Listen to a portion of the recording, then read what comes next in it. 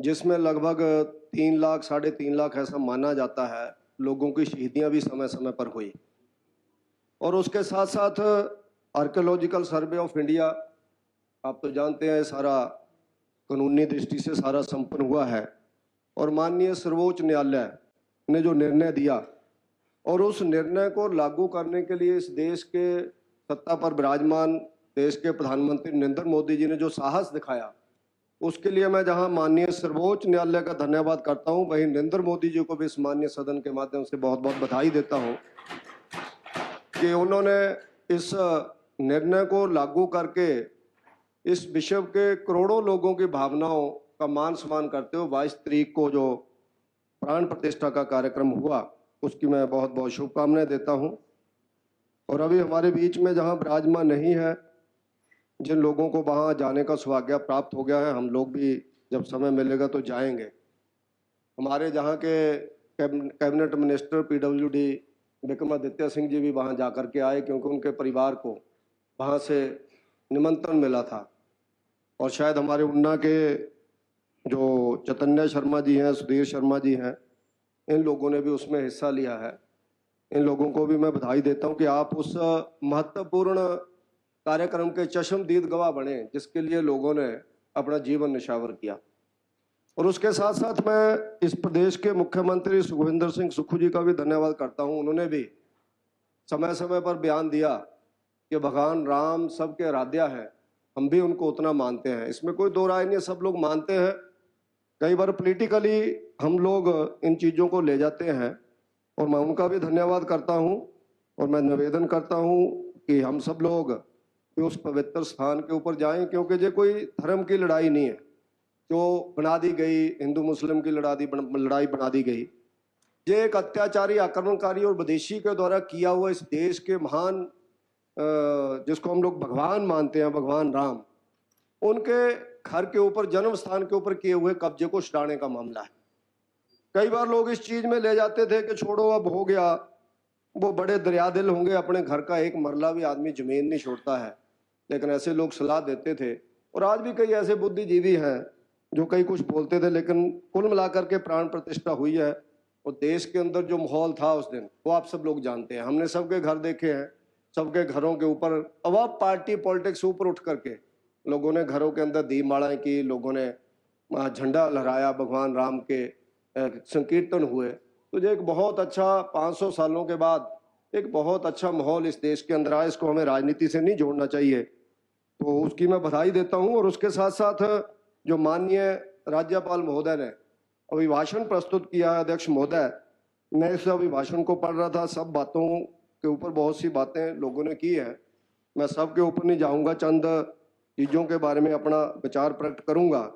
कि उसमें पहले ही पेज के ऊपर जो माननीय मुख्यमंत्री जी का एक जोर है व्यवस्था परिवर्तन का, उसका शब्द आया है पहले ही पेज की तीसरी लाइन के सेकंड लाइन जो शब्द है, सेकंड यानी जो शब्द है, तो व्यवस्था परिवर्तन के अंतर्गत जो प्रस्तुत किया गया अभिभाषण है, आप भी बड़े लंबे समय से माननीय सदस्य हैं, बहुत सीनियर यहाँ के सदस्य, आपने देखा होगा, इतना नीरस अभिभाषण शायद गवर्नर महोदय का कभी हमने देखा होगा। क्योंकि जो भी बातें जहां पर की गई हैं, वो बातें कोई धरातल के ऊपर नहीं आ पाई हैं 1 साल के अंदर। और उसमें अंदर बहुत सी चीजें ऐसी हैं। अब इस गवर्नमेंट की प्रॉब्लम ये है कि कई गारंटियां ऐसी दे दी गई कुछ लोगों के द्वारा, एक ने बोला उसकी गारंटी जुड़ गई, दूसरे ने बोला उसकी जुड़ गई, अति उत्साह में ऐसी गारंटियां जोड़ दी गई। अब उन गारंटियों से दाएं बाएं घूम नहीं सकते हैं, क्योंकि हिमाचल में विपक्ष भी बड़ा मजबूत है और जनता भी जागरूक है और पढ़ी लिखी है। जनता की भावनाओं को भड़का करके राजनीति करने वाले लोग जब फंसते हैं तो फिर बहुत दिक्कत होती है। तो उसी तरह से इसके अगर हम दूसरे पेज के ऊपर जाते हैं, गारंटियों के मामले में कहा गया है, तो पेज सेकंड और सीरियल नंबर 5 के ऊपर बोला गया है कि हमने स्वर्गीय राजीव गांधी जी स्वरोजगार योजना 2023 लागू की है, जिसके अंतर्गत बहुत सी बातें की गई है। लेकिन उसमें राजीव गांधी जी के नाम पर जो योजना लागू की है, ये शायद इनकी जो एक गारंटी है 5 लाख लोगों को नौकरी देने की 5 सालों के अंदर। माननीय मुख्यमंत्री महोदय सुबह बोल रहे थे कि हमने कोई ऐसा नहीं बोला है, ना हमने ऐसा कहीं लिखा है कि 5 लाख देनी है। मैंने पिछली बार भी कहा था कि दीवारें पढ़ लो, आज भी आपकी दीवारें बोल रही हैं, युवाओं को मिलेंगी 5 लाख नौकरियां, ये तीसरे चौथे नंबर के ऊपर लिखा हुआ था। तो इसके बीच में उसमें कोई भी ऐसी चीज नहीं बताई गई है कि हम लोगों ने कितने लोगों को नौकरियां पिछले 1 साल के अंदर दी है जो 1 लाख बनती है। तो उसके माध्यम से अगर हम लोग आगे निकलते हैं तो दूसरी गारंटी कांग्रेस की आती है महिलाओं को 1500 रुपया देने की, और उसमें भी इन्होंने स्वर्गीय श्रीमती इंदिरा गांधी जी के नाम पर महिला सम्मान निधि योजना लागू की है, पेज नंबर 4-5 सीरियल नंबर 10 के ऊपर। तो उसमें इन्होंने बोला है कि हम लोगों ने ऐसे 2,43,000 महिलाओं को पेंशन हमने दी है। अब उससे भी दाएं बाएं घूम रही है गवर्नमेंट। गवर्नर महोदय को तो जो लिख करके देंगे हम गवर्नर महोदय वो ही पढ़ेंगे। तो अंदर की बातें हम सब लोग जानते हैं कि इस गारंटी से भी कांग्रेस पार्टी दाएं बाएं कर रही है अब, क्योंकि ये मामला हमारे नेताजी ने पिछली बार भी जयराम ठाकुर जी ने इसमें बजट सेशन में बोला था कि आप लोग मुकर जाओ, उसमें बोलो कि भाई ये गलतियां हो गई हमने लिख दी हैं, तो हम भी नहीं बोलेंगे दोबारा। हम तो इसलिए बोल रहे हैं कि आप लोगों ने बोला हुआ है।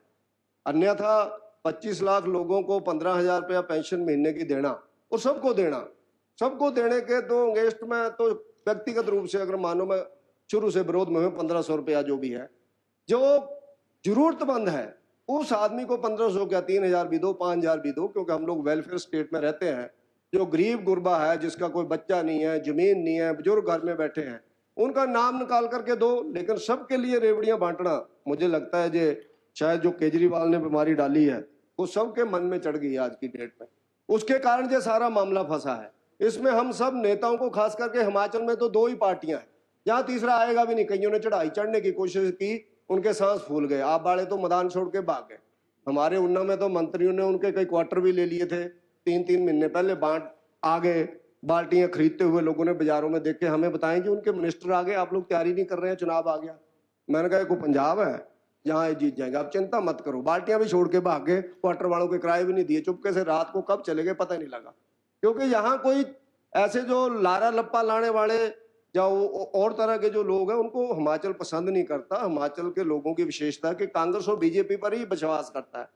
तो हम आप लोगों को समय समय पर लोग लाते हैं, तो उसके नाते हम लोग आगे अगर बढ़ते हैं तो हम लोग पेज नंबर 8 सीरियल नंबर 17 के ऊपर विशेष राहत पैकेज की बात करते हैं। माननीय मुख्यमंत्री जी ने जो हमारे जहां पर लिखा हुआ है विशेष राहत पैकेज के बारे में, मैं सिर्फ इतना बोलना चाहता हूं क्योंकि हमारे एरिया में भगवान के आशीर्वाद से बहुत बड़ा नुकसान नहीं हुआ। ऊना जिला में चैनलाइजेशन हो गया था 1200 करोड़ से, स्वां और सारी खड्डे, तो उसके कारण हम लोग बच गए। और कोई इतना हिली एरिया भी नहीं है, शायद उस बारिश में उस लेवल की बारिश ऊना में पड़ी भी नहीं, उस लेवल की जिस लेवल की कई पहाड़ों में, खास करके शिमला में, मंडी में, कुल्लू मनाली में कुछ एक ऐसे एरिए थे जहां बहुत ज्यादा, जहां बिल्कुल जाकर के बादलों ने 32 घंटे तक बारिश की। तो उसके कारण इसके अंदर कई हमारे सदस्यों ने भी बोला, आपको भी लगता होगा शायद अगर हम लोग मन से बोले, कि उस पैकेज में कई चीजें गड़बड़ हो रही हैं। मुझे लगता है कि अगर मुसीबत के टाइम पर भी, और बड़ी मुश्किल से आपकी गवर्नमेंट ने 4500 करोड़ रुपए का राहत पैकेज निकाला है, आप लोग जानते हैं कि कितना पैसा है, कितना निकाला है। अगर उसमें से भी जो जिनको नहीं मिलना चाहिए, ऐसे लोगों को पटवारी के माध्यम से या किसी पॉलिटिकल सिफारिश से अगर हम लोग पैसे देते हैं, तो मैं मानता हूं इससे बड़ा पाप और कोई नहीं हो सकता। ऐसे इसको बीजेपी कांग्रेस में नहीं लेना चाहिए। हम लोगों को जो हुआ है उसके ऊपर जाना चाहिए, और ये भी नहीं लेना चाहिए कि हंसराज जी ने बोल दिया, मनोज जी ने बोल दिया, या किसी और ने बोल दिया, यार ये तो ऐसे ही बोल रहे हैं क्योंकि फलां पार्टी के आदमी है। मुझे लगता है ऐसा शायद जिम्मेवार लोग हैं, हम लोग भी झूठ क्यों बोलेंगे, और हम लोगों को जरूरत भी क्या है। और मैंने भी इतना सुना किसी का कि जैसे मान लो मैंने कोई नया मकान बना लिया, मेरा पुराना मकान था, मैं उसमें रहता ही नहीं हूँ, सामान पुराना पड़ा हुआ है, मान लो 1 मिनट के लिए, ऐसे उदाहरण स्वरूप मैं बोल रहा हूँ, तो वो मकान गिर गया इस बारिश में, तो उस आदमी ने उसका अप्लाई करके ले लिया। हमें बिल्कुल तय में जाना चाहिए कि क्या इसमें वो रहता था, या इसको इस मकान की जरूरत है, इसने सामान रखा हुआ था, इसने नया मकान बना लिया, इसका मतलब है वो आदमी ठीक है, उसके बाद मकान के पैसे थे इसलिए नवा बढ़िया मकान बनाया ना जी, पुराना खपरेल वाला छोड़ दिया उसने, टीन वाला छोड़ दिया, या कोई छन जिसको हम बोलते हैं देसी भाषा में, वो छोड़ दिया। तो ऐसे आदमी को अगर पैसा जाता तो बड़ा पाप होगा। और शायद गवर्नमेंट ने जो पैसा जनता का निकाला है और उनको दे रहे हैं, तो उससे इसमें मैं सिर्फ इतना ही बोलना चाहता हूँ कि इसके ऊपर पूरा मुख्यमंत्री जी को सीधे निर्देश देने चाहिए कि कोई भी इसमें अगर होगा, लीडर भी होगा, तो उसको छोड़ना नहीं चाहिए। तो वो लीडर के लायक ही नहीं है, इसका मतलब है वो इसमें भी राजनीति ढूंढ रहा है।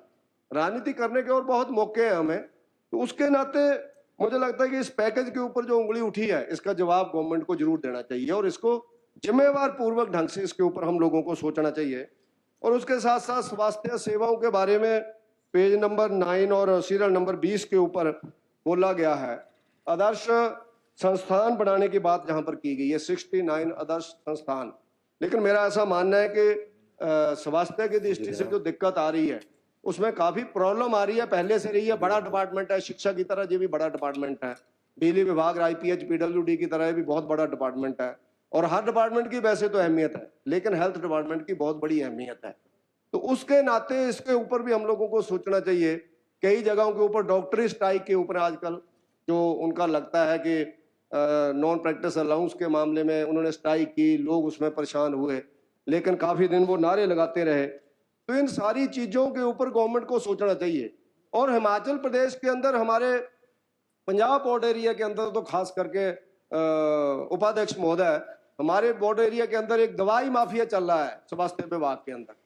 वो इस लेवल पे दवाइयां लिखते हैं कि एक महीने की कुछ एक डॉक्टर, मैं सबको ब्लेम नहीं करता, बहुत लोग सेवा कर रहे हैं, मैक्सिमम लोग सेवा कर रहे हैं। चंद लोगों के कारण कोई पद या प्रतिष्ठा या कोई व्यक्ति बदनाम होता है, तो कुछ लोग ऐसे भी हैं। मलिंदर जी का एरिया भी बॉर्डर एरिया है और पठानिया जी, हम सब लोग इधर बॉर्डर एरिया के साथ साथ घूमते हैं। लोग ऐसे लोग हैं, मैंने देखा कई लोगों के तो 10-10 लाख रुपया कमीशन है दवाइयों के अंदर, डॉक्टर्स ऐसे लोग, और माफिया लोग वहां पर बैठे हुए हैं। दवाइयों की सप्लाइयां होती हैं और कईयों को तो इतनी दवाई दे देती है। और कभी PGI से रिपोर्ट मांगेंगे तो जितने हमारे हिमाचल प्रदेश के लोगों की किडनियां खराब होती हैं उपाध्यक्ष महोदय, तो ध्यान में आता है कि ऐसी दवाइयां उन लोगों को दे दी गई जिसकी जरूरत ही नहीं थी। किडनी भी खराब हो रही है, कमीशन भी खाया जा रहा है। तो स्वास्थ्य में सारी चीजें सुधार करने के लिए हम लोगों ने एक स्कीम शुरू की थी, जयराम ठाकुर जी ने, गरीब आदमी के लिए, जिसमें इलाज बंद हो गया। हॉस्पिटलों ने 128 हॉस्पिटलों ने बंद कर दिया हिम केयर, क्योंकि हमारा पैसा नहीं जा रहा है। और पैसा नहीं जा रहा है तो PGI तक बंद हो गया। अब लोग हमें घेरते हैं कि जी इसमें हमारा इलाज नहीं हो रहा, तो हम लोग क्या करें। और एक मैं और गवर्नमेंट के ध्यान में लाना चाहता हूँ, जहाँ स्वास्थ्य मंत्री जी नहीं है, मुख्यमंत्री जी भी नहीं है, लेकिन आप सब जागरूक लोग जहाँ बैठे हैं सत्ता पक्ष के, इसके अंदर आप लोगों ने पैसा भेजा है हॉस्पिटल्स के लिए। पठानिया, इसमें धर्माणी जी, हॉस्पिटल के लिए पैसा भेजा है। और कल से ही उनको एक और फोन चला गया कि आप इसका 10% पैसा काट करके बाकी वापस करो। अब मेरे को फोन आया उन्ना से कि जी हमारा करोड़ रुपया था, हमें 10-15 लाख आया, अब कह रहे हैं 10% काट के वापस करो। तो हम इलाज कैसे शुरू करेंगे। तो इसलिए इसके ऊपर भी सहारा योजना है, उसका पैसा नहीं जा रहा है। और ऐसे इन सारी चीजों के ऊपर हम लोगों को ध्यान देना चाहिए। तो ये हेल्थ मिनिस्टर तो पूरा ही आपको आ जाए तो अच्छा रहेगा, और क्योंकि एक ही आदमी चाहिए होता है इसमें। कोई आयुर्वेदा देख रहा है, कोई आयुष देख रहा है, तो आदमी इस हॉस्पिटल में बढ़ जाएगा, वो कहेगा तुम हो ही नहीं जहाँ के मिनिस्टर, तुम तो दूसरे हो, बंदा फिर वापस आएगा। तो पूरा शिक्षा एक के पास ही चाहिए, इवन एजुकेशन मेडिकल साइंस की भी एक के पास चाहिए। हमारे टाइम पर एक के पास ही दी थी हमने कहा, बंदा नीचे से चले तो ऊपर तक सारे अपने हैं। तो ऐसे ही उसके नाते अब आपको दी है डिपार्टमेंट, अच्छी बात है, मैं उस पर नहीं जाना चाहता। हाँ नहीं हम कर देंगे, भाई साहब से भी कर देंगे, माननीय प्रधान जी से भी कर देंगे। बीच में तो बड़े हल्के दे दिए गए थे, फिर बाद में ले लिए गए, कभी वो नाराज हो रहे हैं, कभी वो नाराज हो रहे हैं, बड़ा पंगा पड़ा, उस पर नहीं मैं जाना चाहता। वो बड़ी प्रॉब्लम है। अब प्रधान जी अपने पास क्यों रखना चाहते हैं सारा, मेरे को समझ में नहीं आता है। दे देना चाहिए, नए लड़के हैं, पढ़े लिखे हैं, नौजवान हैं, सारे लोग हैं, और उसके नाते आप सब लोग करें काम। और पेज नंबर अगर हम लोग 16, 17, 18, 19, 20 के ऊपर जाएंगे तो कृषि, बागवान और उसके साथ साथ पशुपालकों के बारे में बात की गई है। लेकिन इसके ऊपर भी मैं आप लोग कहूंगा कि दूध के बारे में इसके ऊपर लिखा गया है, पेज नंबर 20 के ऊपर हमने 6 रुपए बढ़ा दिए। भैया 6 रुपए का वायदा नहीं हुआ है, वायदा 100 रुपए का हुआ है। क्यों कृषि मंत्री जी? हाँ 100 देना, पूरा ठनका के देना, नोट करारा, ठीक है ना जी? हाँ पूरा देंगे जी, पर वो लेट हो गए तो उसका फायदा नहीं मिलेगा कुछ भी, क्योंकि हम फिर बोलेंगे हमने शोर मचाया तब मिला, आते नहीं दिया था इन्होंने। तो इसलिए हाँ वो जरूर करो आप लोग, कृषि मंत्री आप हैं, क्योंकि आपके अंडर भी बहुत चीजें आती हैं। और फलों का समर्थन मूल्य नेगी साहब चले गए, जहां से हम भी बड़े हैरान होते थे। तो उस समय बोला गया कि जी फलों का मूल्य खो तय करेंगे। तो मैं तो सोचूं, मैं तो बोलूंगा मेरा अमरूद 500 रुपए किलो बिकना चाहिए। फलों का मूल्य मार्केट तय करता है, व्यक्ति तय नहीं करता है। गोभी 10 रुपए बिकनी है या 20 रुपए बिकनी है, मंडी के अंदर कितनी आ गई है उस पर बिकती है। किसान तो कहेगा मेरी गोभी 200 रुपए किलो बिके, तो नहीं बिकेगी। ये पता नहीं किसने, आपके बंदे कौन थे, चुनावी घोषणा पत्र बनाने वाले उपाध्यक्ष महोदय, बड़े बुद्धिजीवी टाइप लोग थे, वो बड़े बुद्धिजीवी थे। अब उन लोगों ने आप लोगों को फंसा दिया। और हाँ जी, नहीं नहीं नहीं नहीं, ओ अच्छा, आप लोग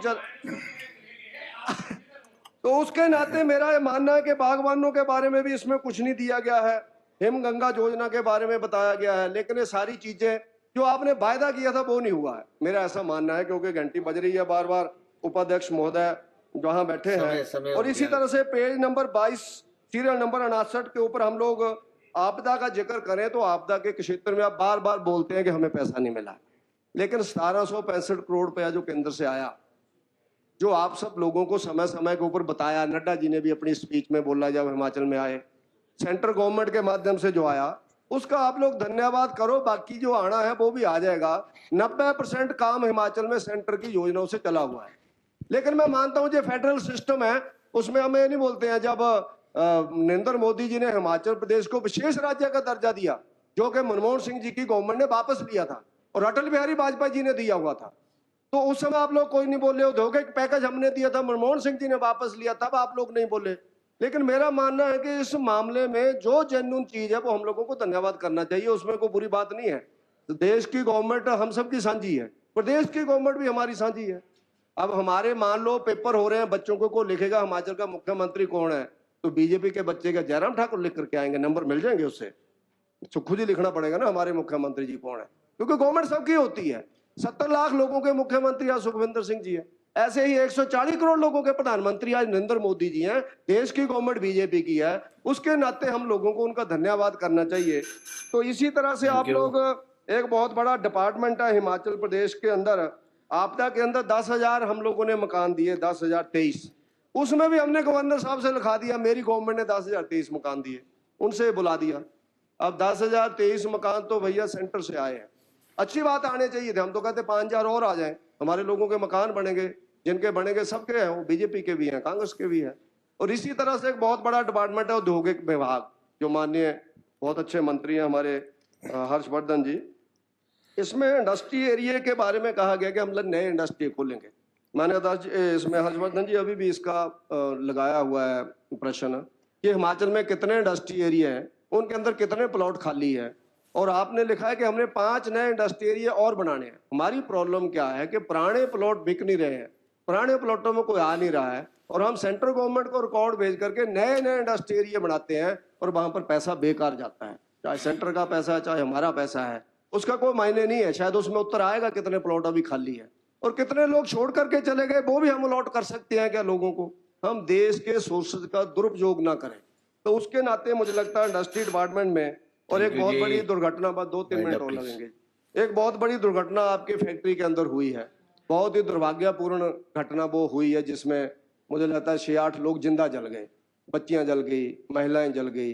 तो ऐसे लोगों का एक सर्वे कराओ आप, क्योंकि आप भी नौजवान आदमी हैं और अनुभवी आदमी है, 4-5 बार जीत करके आप आए हैं, आपका परिवार एक राजनीतिक परिवार है, इन चीजों के बारे में एक सर्वा करा करके किसकी गलती कहाँ होती है। आप कल्पना करो किसी के परिवार का जिंदा बच्चा वहां पर जल गया, महिला जल गई, बहन जल गई, बेटी जल गई, भाई जल गया, हस्बैंड चला गया, तो ये कितनी बड़ी दुर्घटना है।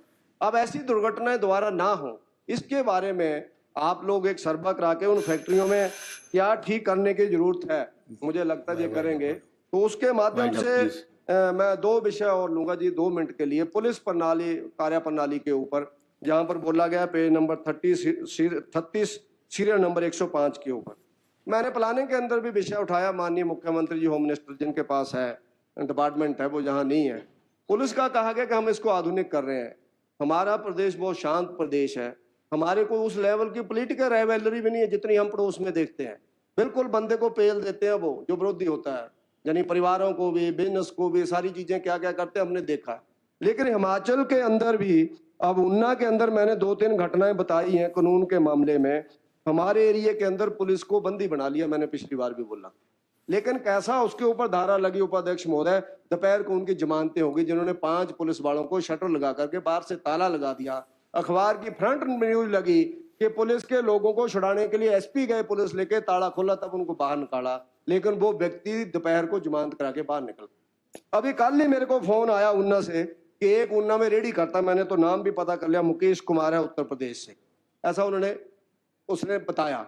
उस व्यक्ति ने फेसबुक के ऊपर देसी कट्टा जो होता है उसकी फोटो डाली हुई है कि मैं उड़ा दूंगा सब लोगों को, फेसबुक के ऊपर। मैंने डीएसपी को फोन किया, मैं कहा भैया तुम्हारा कोई आईटी सेल होगा, किसी ने देखी, मेरे को तो 6 दिन बाद आई है, किसी ने फोन किया, तुमने देखा कि नहीं, कहते हमारे ध्यान में नहीं आई। मैं कहा तो आईटी सेल क्या कर रहा है फिर, हाथ छान रहा हो, क्या कर रहे हैं तुम लोग? जिसने ऐसे फेसबुक के ऊपर डाला उस आदमी को अरेस्ट तो करो, उस आदमी से कट्टा तो लो, किसको मार रहा, यूपी स्टाइल होगा ना जी उनका, तो पता आज लगा मेरे को कि वो बंदा बाहर का है। तो इस तरह की घटनाएं वहां पर हो रही हैं। और एक अंतिम पेज के ऊपर एक बताया गया है नशे की समस्या के बारे में। नशा बहुत ज्यादा हिमाचल में बढ़ रहा है, चिट्टा बहुत ज्यादा हिमाचल में आ रहा है, अवैध शराब बहुत ज्यादा हिमाचल प्रदेश के अंदर आ रही है। इसके ऊपर भी हम लोगों को, एक ही मैंने प्लानिंग के अंदर भी बोला था मुख्यमंत्री जी से कि प्रभावी जो अफसर है हमारे, ऐसी एक हमारे पास लिस्ट होती है अच्छे अफसर कौन से, उनको बॉर्डर एरिया के ऊपर आप लोग एसपी लगाओ, डीएसपी लगाओ, एएसपी लगाओ, अपने पराये के चक्कर में मत पड़ो। अच्छा आदमी हो, प्रभावी आदमी होगा तो मुझे लगता है ये घटनाएं रुक जाएंगी। तो इन सब चीजों के बारे में अगर हम लोग कुछ करेंगे तो मुझे लगता है कि हम लोग भी इसका समर्थन करने के लायक होंगे। जो आपकी बातें हैं, अभी हम सब लोग जो अभिभाषण माननीय गवर्नर महोदय ने जहां पर दिया है उसका हम समर्थन नहीं कर सकते हैं, क्योंकि इसमें सिर्फ मात्र पिछले साल की बातें लिखी गई हैं, कुछ झूठ बातें लिखी गई हैं, कुछ अपने वायदों के ऊपर कुछ प्रॉपर आप लोगों ने नहीं बोला गया है। तो इसलिए उपाध्यक्ष महोदय, मैं इस अभिभाषण का समर्थन नहीं करता हूं। आपने समय दिया, आपका बहुत बहुत धन्यवाद। जय हिंद, जय भारत।